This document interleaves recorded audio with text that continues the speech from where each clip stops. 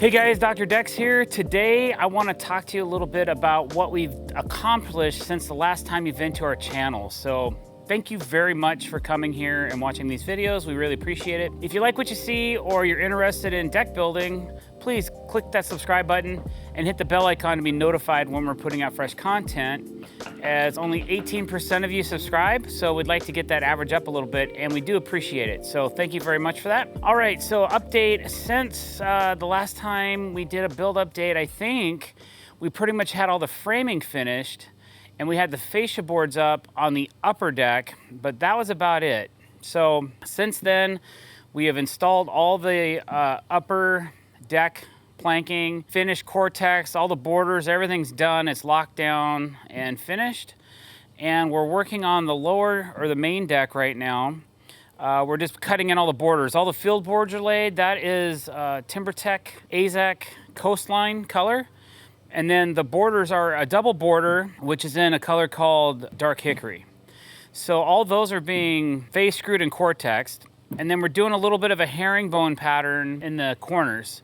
So it's kind of like a staggered, instead of miters, we're actually putting kind of a staggered step in just to give it a little bit of uniqueness and interest and all that. And then there's a couple other places, like around this corner of the house over here, that's kind of cool, where we had to come up with a cool idea of how to get the border, the surface border, to go all the way around. The whole concept of a surface border is that it takes precedence over anything else in the deck. So as these boards come through, they actually take up the proper width that they need for those two boards. If the field board doesn't fit in between there, then that board gets ripped down.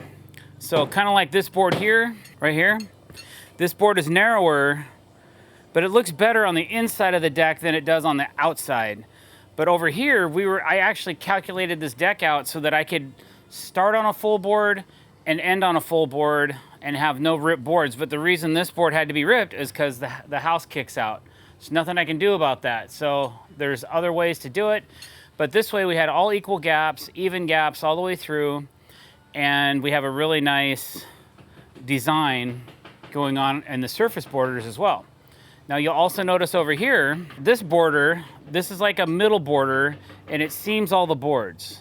And you'll see that this border set goes all the way through.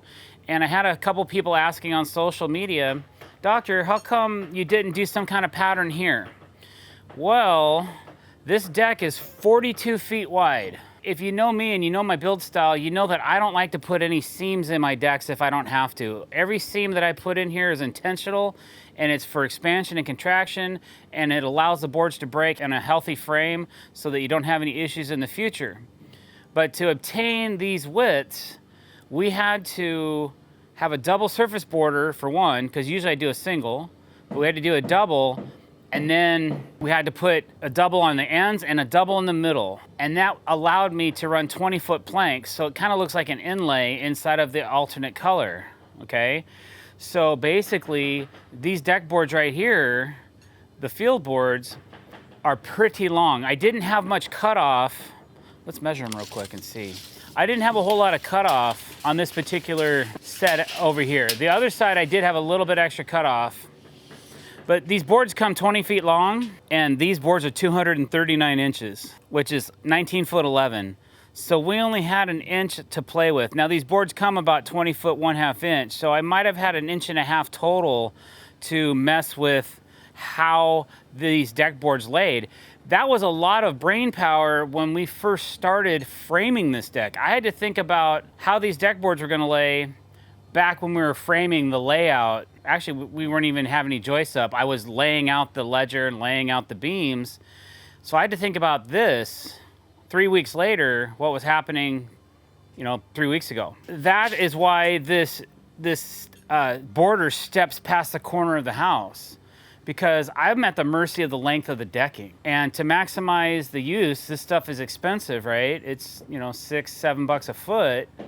So I want to get every foot I can out of this. And so that's how I calculated this out. So back to the reason why I'm talking about this is because I had to run a double surface border, because if not, I would have had to put a seam somewhere in these boards. And I didn't want to do that, man. So there is one thing though, I'm going to show you something, a little secret. Okay, we're gonna walk over here. To make this work, so since these boards are 19 foot 11 inches, and I have a double border, that means I'm gonna be about 22 feet apart from my border. From border to border, I'm about 21.6 or something like that. So over in this corner, I actually had to put one seam in the deck, which is right up where my tape measure is right now. I had to add a piece to the outside of this deck. Now this post is getting wrapped, so an inch of this is getting covered. So you'll see about a half of an inch of a seam, which I felt was acceptable. All right, so you can see we have all of our flashing in. We actually, when we built this deck, we decided let's pull a piece of siding off the whole thing, and then it'll make it really easy for us to flash and then cover it all back up when we're done. So now that all of our boards are installed, we can go ahead and the flashing's installed, everything's in, we can go ahead and finish our siding now, and then do our trim detail on our doors and everything, and get all that looking good.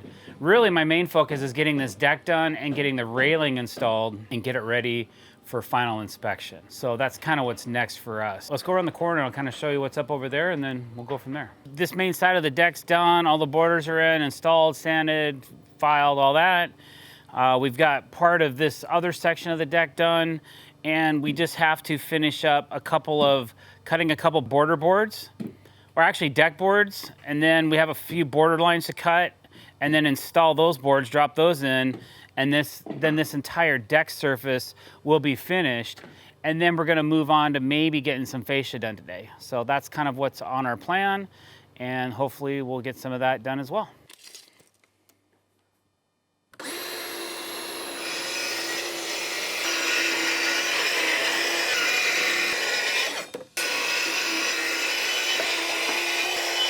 When I'm cutting straight lines with a track saw, and I know I'm gonna be cutting on top of G-tape or waterproof membrane tapes, we do that a lot to protect our frame. We don't necessarily want to be cutting through the tape whenever we can avoid it. So occasionally it happens. The materials that we use aren't so consistent that I can just set the depth on the saw and make sure everything never gets cut. But what we try to do is make it so that when we cut the board, you can see this piece right here, it cuts just about all the way through the decking, but it does leave like a wafer thin, tiny piece on the deck board. Usually, and you can see like this part of it was loose and part of it's still attached to the deck board. And there's a couple different ways I deal with that. One way is I just use an oscillator if I'm not cutting on top of tape. I'll just take this, just run it like so, and that'll drop a board really easy. If I have a piece that is barely hanging on, or maybe I just have something like this that's stuck and it doesn't want to come off, I'll just take a blade and I'll just come in and I'll cut it like this. And that kind of does the same thing. You can see on this one, it really did leave a pretty thick part, but this is man-made, so it's not perfect. So it varies in thickness depending on the unit, depending on the length. They try to keep it within tolerance, but you're always gonna have a little bit of variance in every deck board. So sometimes I'm resetting the depth of my saw. Sometimes I'm leaving them really thick. Like this side left more boards attached than this side did when I cut. So it could also depend on the thickness of your joist and things like that. But if I take these, I can kind of snap them off. If I had a hammer, I could probably break these off. They're just barely stuck on there, but what that does is it minimizes the penetrations that I'm making into my tape, which this part of the deck's covered and probably doesn't matter a whole lot. It's probably not gonna see a whole lot of weather, but we just like to build the same way throughout a project. It's not like, hey, this section of the deck's covered, it's never gonna get wet, let's not tape this section of the deck, but we already taped everything else. It's like, we're gonna do the whole thing. We're gonna make sure we're happy with the way it turned out and make sure the clients know that we're taking that extra time and effort on their particular project. We do that on every deck. So that's how we build, and that's why I feel like we're building a high quality product.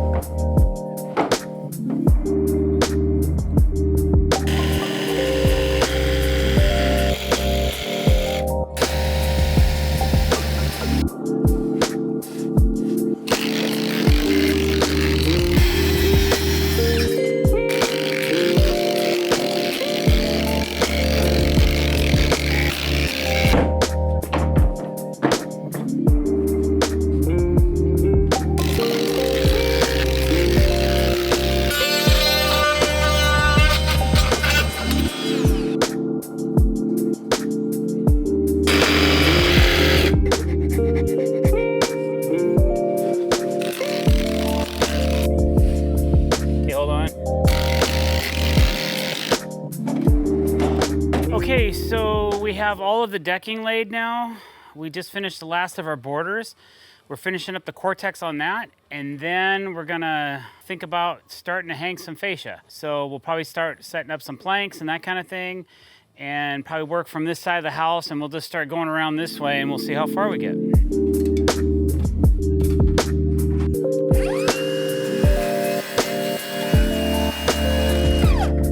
We've been running this saw for days on this one battery. We're not using it like a workhorse, but it's kind of cool when you're doing double cuts. If you're like cutting both ends of boards, like to square them, you're not having to flip them around or anything. You cut one end on the DeWalt and then you cut the other end on this. They're both pretty good saws. We really like our DeWalt saw too. It is the workhorse. We have pounds and pounds and pounds of sawdust from that saw, and that's why we have a chop shop around it. This saw is really good too. The depth of cut isn't as good as a standard saw.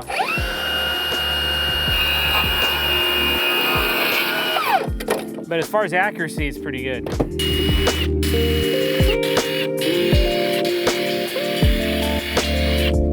I think these are a little bit nicer. These are a little thicker.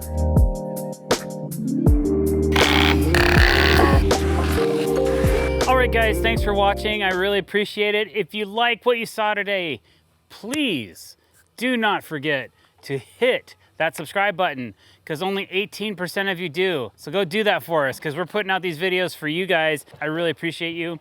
If you like this video, don't forget to like it and leave a comment below. Let us know how we're doing and what else you'd like to see us do in the future. Hit that bell icon if you want to be notified when we're putting out new content. All right, guys, that's all I got for you today. I'll see you next week. Over and out.